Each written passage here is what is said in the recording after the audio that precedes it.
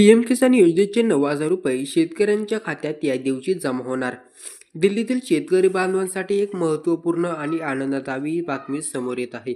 भारतीय जनता पक्षाने भाजप राजधानीतील शेतकऱ्यांसाठी पंतप्रधान किसान सन्मान निधी योजनेअंतर्गत मिळणाऱ्या वार्षिक अनुदानात लक्षणीय वाढ करण्याची घोषणा केली.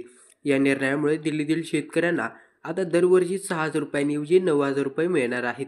या महत्त्वपूर्ण निर्णयामागील पार्श्वभूमी पाहता भाजपने आपल्या निवडणूक जाहीर दरम्यान दिलेल्या आश्वासनाचीही पूर्तता केली. या योजनेची व्याप्ती आणि प्रभाव समजून घेताना एक महत्त्वाचा मुद्दा म्हणजे सध्या दिल्लीतील 10,800 शेतकरी पीएम किसान सन्मान निधी योजनेत नोंदणीकृत आहेत.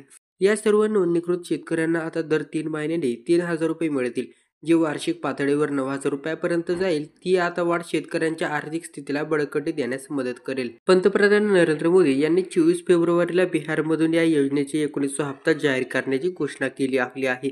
या हप्त्यात दिल्लीतील पात्र शेतकऱ्यांनाही त्यांच्या वाढदिवसाचा पहिला भाग म्हणून 3,000 रुपये मिळण्याची अपेक्षा आहे.